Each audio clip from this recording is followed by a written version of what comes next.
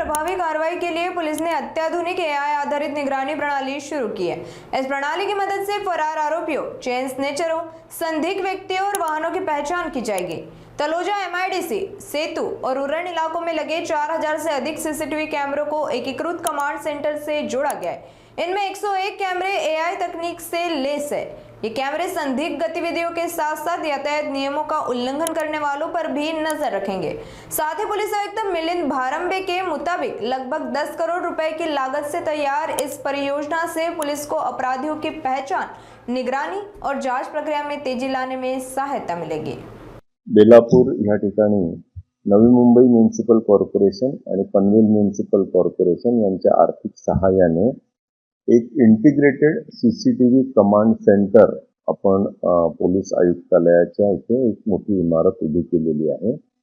यामध्ये नवी मुंबई म्युनिसिपल कॉर्पोरेशनचे जवळजवळ 1400 कॅमेरे, पनवेल म्युनिसिपल कॉर्पोरेशनचे 1500 कॅमेरे, सिडकोचे 500 कॅमेरे, यासोबत अटल सेतू येथील सीसीटीव्ही कॅमेरे, तळोजा एमआयडीसी, एपीएमसी मार्केट आणि असे अनेक ठिकाणचे जे कॅमेरे, सिटी सर्व्हेलन्सचे जे कॅमेरे आहेत त्या सर्वांचं फीड आपण एकत्र केलेलं आहे।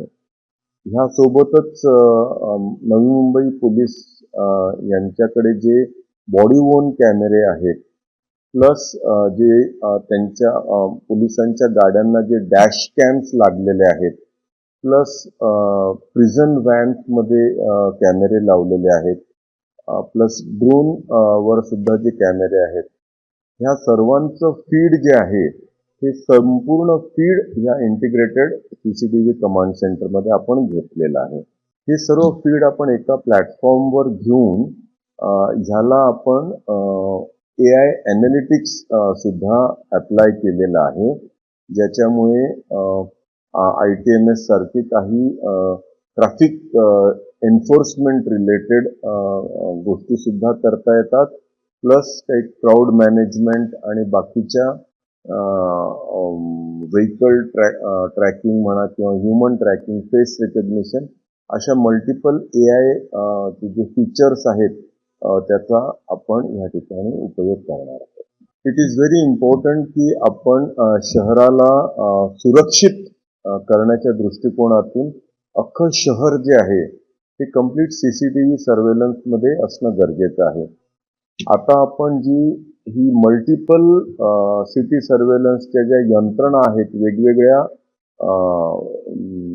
कॉर्पोरेशन्सच्या किंवा सिडकोच्या किंवा इतरांच्या, त्या सर्वांचे फीड्स आपण घेतलेले आहेत आणि नवी मुंबईमध्ये उदाहरणार्थ कुठलीही व्हेकल आली तर आपल्याला व्हेकल आली किंवा गेली तर त्या सर्व गाड्यांचा आपण ट्रॅक ठेवू शकतो। प्लस फेस रिकग्निशन सिस्टम आहे, काही वॉन्टेड अपकॉन्डिंग ऍक्टिव्ह काही असतील आहेत, काही अँटी सोशल एलिमेंट्स असतील तर त्यांच्यावर सुद्धा आपण नजर ठेवू शकतो।